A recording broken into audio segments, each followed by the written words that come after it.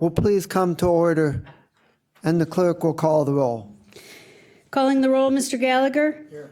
Mr. Schron? Here. Ms. Conwell? Here. Mr. Jones? Mr. Jones is absent at the moment. Ms. Brown? Ms. Stevens? Present. Ms. Simon? Ms. Simon is absent at the moment. Ms. Baker? Here. Mr. Miller? Here. Mr. Tuma will be absent this afternoon, and Council President Brady. Here. You have a quorum. Thank you very much. And has anybody signed in for public comment? No, Mr. Chair. Okay. Okay, matters referred to committee. Resolution 2019-0224. Resolution number 2019-0224, adopting the 2020-2021 biennial operating budget and capital improvements program and declaring the necessity that this resolution become immediately effective. We're not ready yet. Okay. Okay. Okay, that would be quick. Okay.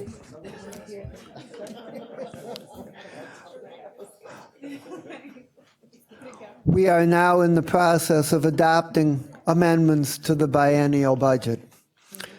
I would like to thank Executive Budish, Director Keenan, all the departmental and agency directors, my council colleagues, council staff, and interested citizens for their help in bringing forth a robust set of proposals and options for our biennial budget. Our aim is to budget for those programs and services which most effectively respond to the county's needs and which will help build a stronger and more inclusive community in the future, consistent with financial prudence. Our first step today is to accept a substitute resolution. The proposed substitute primarily incorporates the administration technical amendments which we passed last week into the budget resolution. However, the proposed substitute does include 3 additional items, 1 additional technical amendment, and support for the Rape Crisis Center and Adoption Network. I now call forward Director Keenan to provide a little additional detail on the 3 changes.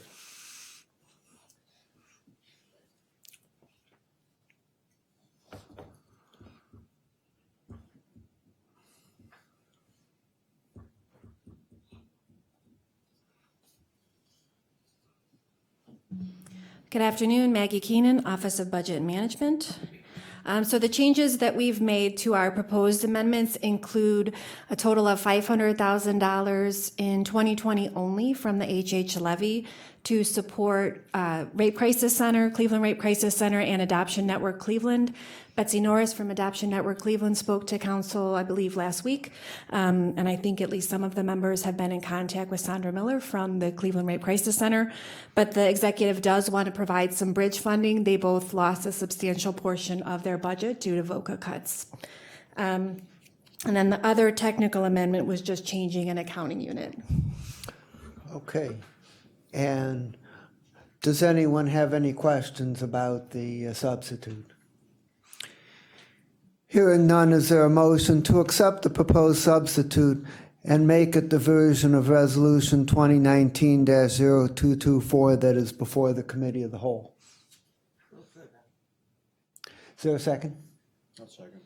Okay, it's been moved by Councilwoman Conwell and seconded by Councilman Schron to accept the substitute version of Resolution 2019-0224 and make it the version before this committee. Any further discussion? Hearing none, all those in favor of accepting the proposed substitute say aye. Aye. Any opposed say no. The ayes have it, and the substitute version is the version before the committee.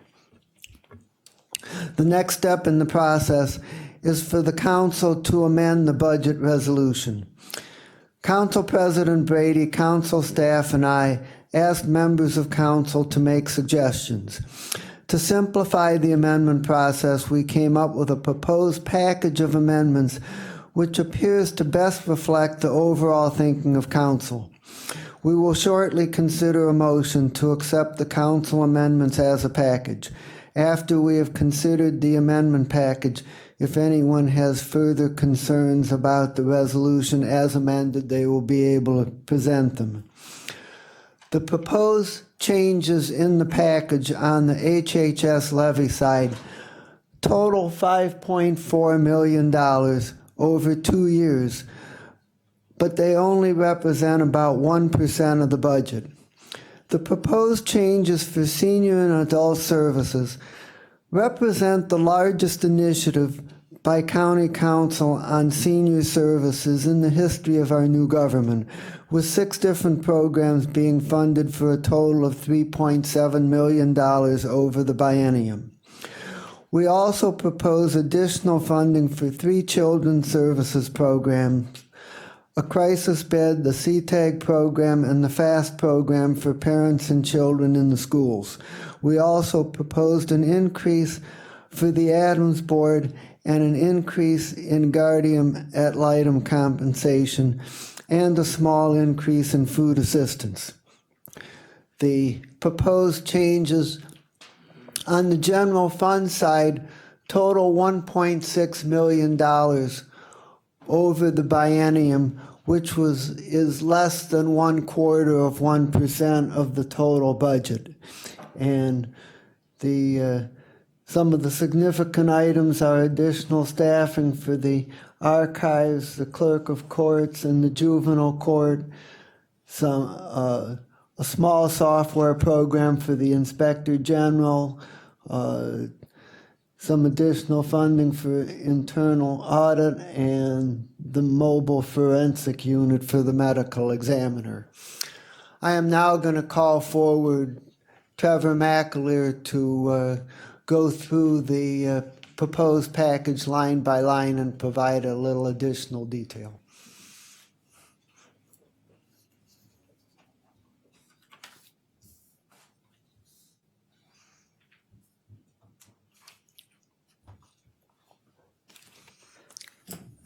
Good afternoon, Trevor McAleer, County Council staff. As Chairman Miller pointed out, the majority of the proposed council amendments, so I'll go over the ones that he did not mention, and if there's any questions about the ones that he didn't mention, I can cover. As you heard from our public defender about the need for additional office space. Trevor, why don't you go over each item and highlight the amounts? Okay, which I I can do do that. not do. Okay. For the archives, for the county archives, there's a request for additional staffing that we heard in the HR committee.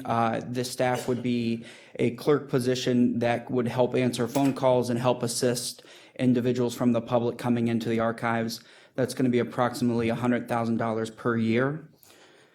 The clerk of courts help center staffing is to hire 2 additional employees to provide assistance to those individuals who are representing themselves when they come in to file with the clerk of courts. Clerk Byrd mentioned this in her budget testimony when she was in front of the council. That's approximately $105,000 per year. There is an additional staff person for digital inclusion for the Department of Innovation. The director presented this item in committee as well. That is $100,000 per year. There is $5,000 per year for public records redaction software that the Inspector General asked for, and he mentioned that during his committee as well, his testimony. There are 3 additional funding items for the Internal Audit Department. The first one is to appropriate enough in the director salary line. Council recently approved the new director to fill out the unexpired term with a higher salary than the previous director, and including benefits, that's approximately $45,000 per year. I'm going to break in for just a minute and note that Councilwoman Simon and Vice President Jones have joined the meeting, for the record. Thank you. The second internal audit item is to allow for a year-round full-time intern position that equates to $18,000 per year. And the final internal audit item is to promote a current auditor's position to a senior audit position. This would take a current member of the staff and increase that position to a senior auditor. That would allow for 2 senior auditors within the division. Both items was what the current director asked for in her presentation to the council. Juvenile court, they came back for a second time during their budget, for their budget hearings. As council is aware, they came in and asked for approximately $3.5 million per year for additional staffing, both in the detention unit as well as in the human resources department. I think based off the discussion with the council members, they wanted to provide something for the staff, for juvenile court. And it's not the $3.5 million that they were looking for, but it's a starting point. And hopefully with this money, they can speed up the process to hire detention officers. Because as you heard in committee, they are struggling bringing on board new detention officers. And that is $200,000 per year. The next item in the general fund list is the medical examiners, the mobile forensic unit. What this will do will take existing staff combined with a new staff and will assist local law enforcement when they are on the scenes within Cuyahoga County. That's $116,000 per year, and that was submitted as part of their decision item package. The second to the last item for the general fund is the public defender's office space. The Public Works Department is still working with the public defender. I think they're very close to coming up with the cost estimates, but at the time that this list was created, they did not have a dollar amount yet. But based off the feedback that we received from council members, they are very supportive of providing the additional funding if and when it's needed to be able to build out the additional office space. And the final dollar amount for the general fund would be to provide one-time funding for a transport van for the city of Euclid. And this in part is because we will be closing down the Euclid jail facility, and in order to try to help with the transition of that closure, this would be something that would be provided to the city of Euclid at an approximate cost of about $150,000. And for the annual total in 2020, it's $853,364 and $704,901 in 2021 for a grand total of a little less than $1.6 million in the general fund. Okay. No questions on this one? I think we'll wait till it's all presented. Okay. Page 2 is the Health and Human Services request. Chairman Miller did a pretty good job of going over the items, so I'll cover those again for the dollar amounts. There is a proposal to increase the Adams Board annual subsidy by $1 million for only 2020, and that is to meet the partial demands that they cannot currently meet with the existing level of subsidy that they receive from the county. As the CEO of the Adams Board presented in his budget hearing, he requested $5.1 million per year so they can increase crisis services and residential assistant programs that they currently aren't meeting the demands for. So this is a one-time increase in 2020 and determine what the council would do in 2021 after a decision is made with the Health and Human Services levy, and ultimately see what the voters decide. The next item is similar to the Public Defender's Office. We do not have a cost estimate for to implement the kinship program. The department is still working on creating the program. We have some estimates, but they are not finalized yet. So once that plan is finalized, we would have the department probably come back in the Health and Human Services Committee and present that program to council. The third item there is something that the Director Keenan mentioned in her presentation last week about the fact that opioid funding will fund a portion of the Fort Drug Court. Currently in the proposed budget, it's funded by the Health and Human Services levy, and as the discussion played out last week in committee, we knew this amendment was coming. So that's that amendment. The next four are for Family and Children First Council related to the CTAG program. And the first 3 schools there, Cleveland Heights, Garfield Heights, and Ginn Academy in Cleveland, this will provide an additional linkage coordinator to the 3 schools at $67,320. That's salary and benefits. And then the next item is for the Bedford school system, which is to start the CTAG program within the school system.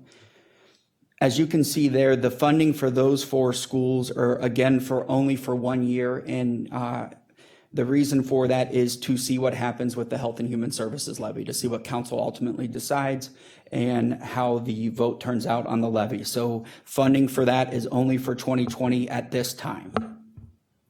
And as a reminder, that's a school year, so this actually would take the school year through June or May of 2021. So we would be funding that through the middle of 2021 technically because of the school year.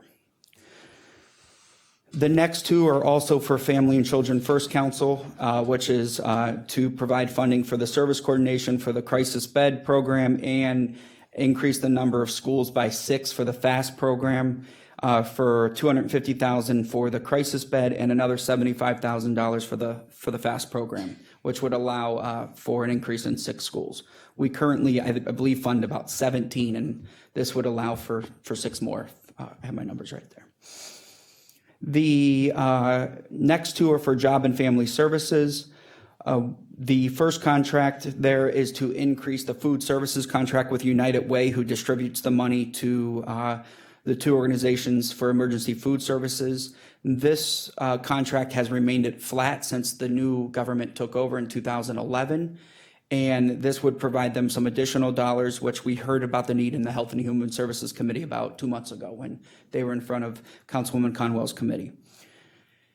The last one there is to be determined as well to increase the number of staff for the call center.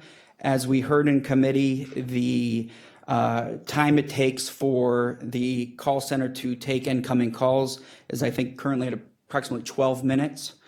A decision will be made on that. Council, I think, was very supportive of trying to provide some additional resources, but that will be a decision that would have to come once we know what is going to happen with the Health and Human Services levy. The next 2 is an increase for the guardian ad litem hourly rate and cap.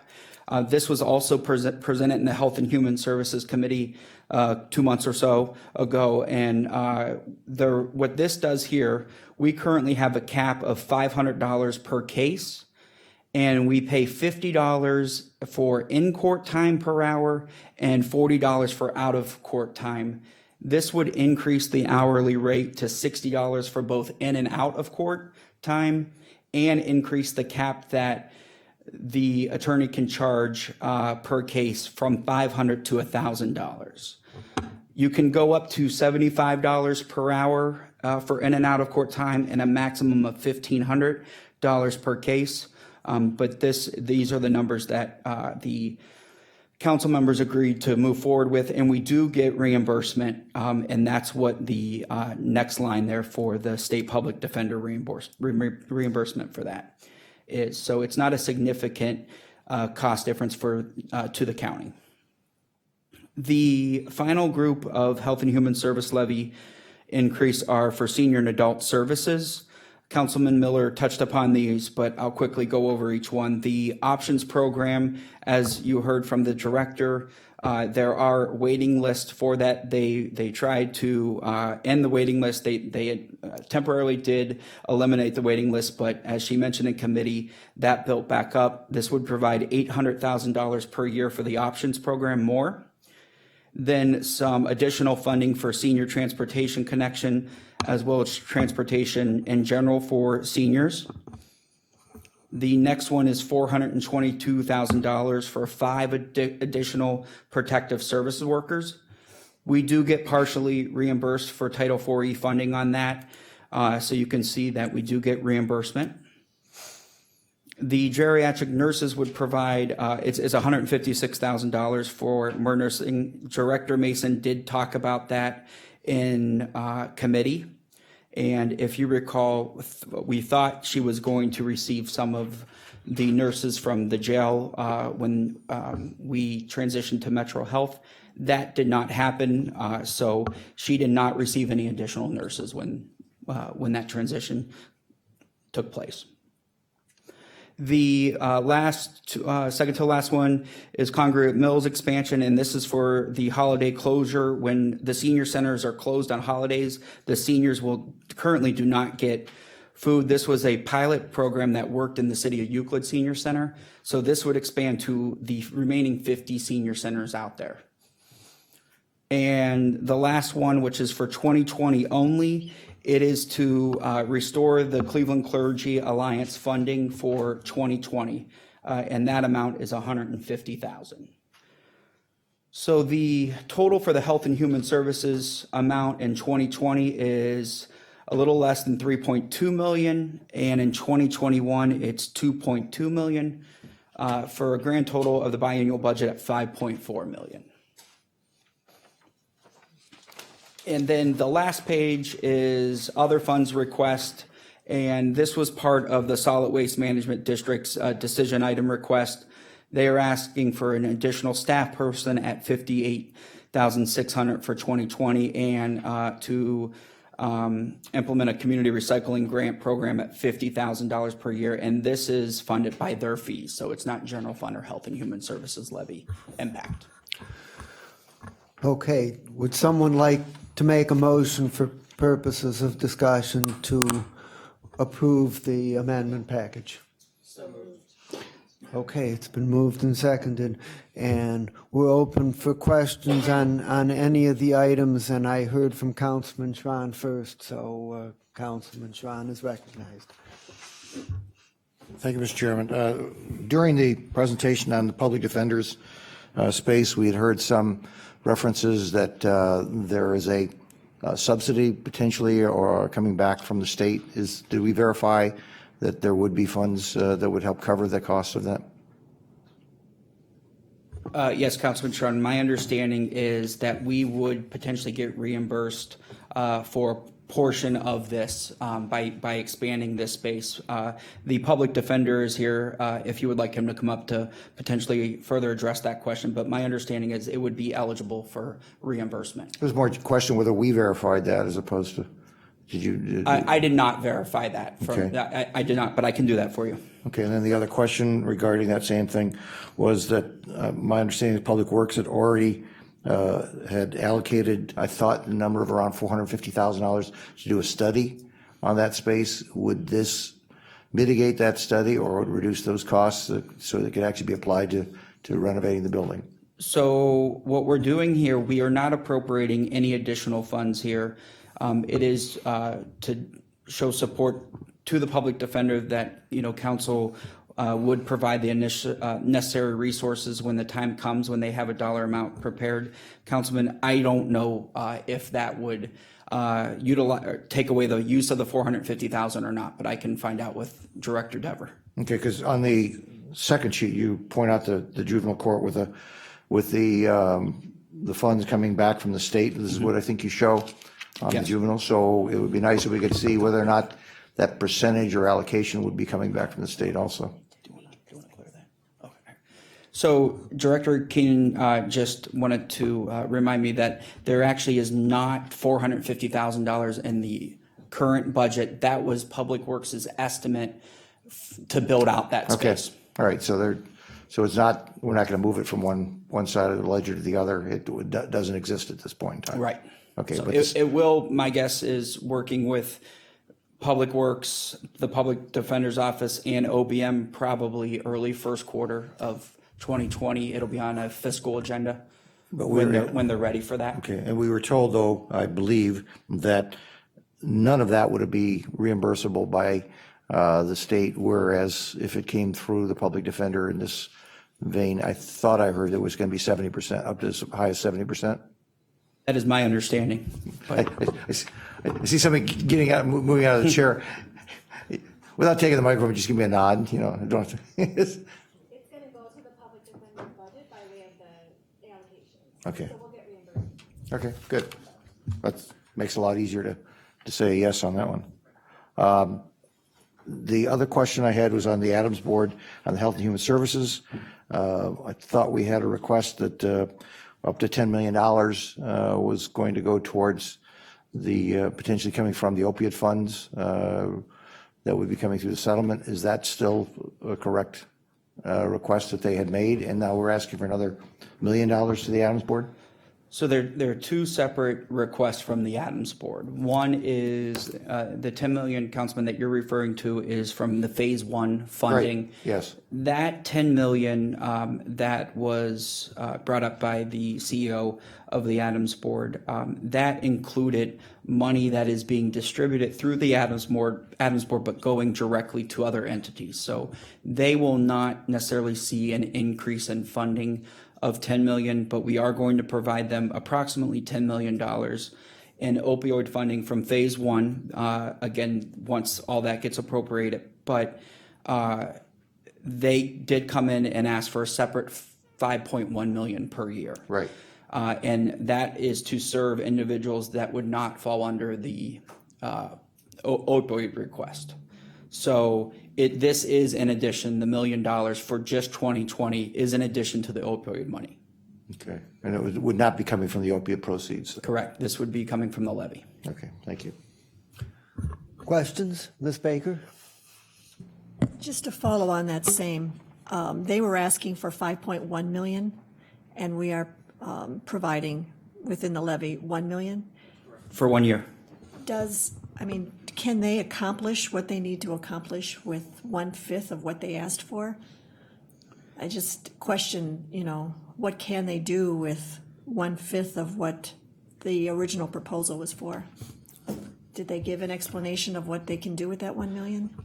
They did not provide a specific explanation of what the 1 million would be for, but as the president mentioned when he came in to request the 5.1 million, it is just based on the number of people they can serve, and they know there's the demand for the 5.1 million. I think that if we had more resources, I think you would have seen a larger number there. And as we talked about, there's only funding there for 2020. So knowing that council has not made has not voted on yet on the levy, and seeing how that will turn out, then I think it might be a different discussion once we know what resources are available. But their funding has been stagnant for 6 years, maybe 5. I'd have to confirm that, Councilwoman. But it was to provide some additional resources, even if it's for 1 year, so they can serve X number of more people. Okay, thank you. May I? Yes, please continue. I don't recall what the digital inclusion staff person in the Office of Innovation, what is that for? On the general fund request? 200,000 for the 2 years. Yes, so What is that? I can get you more information on that request, Councilwoman Baker, but from my understanding, she came in, the director requested an additional staff person to try, and we've seen a couple contracts come forward through Border Control and others through Innovation, but to help with the digital divide and have a staff person that is 100% of his or her time would be dedicated to that purpose. Okay. What's there another? Oh, on the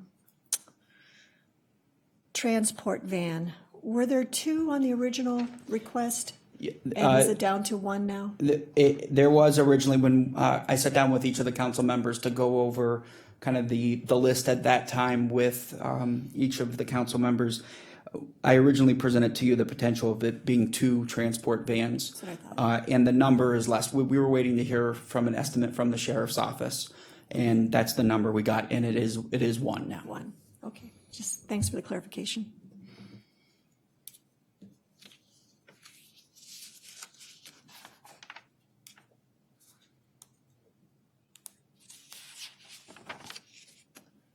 Anything else?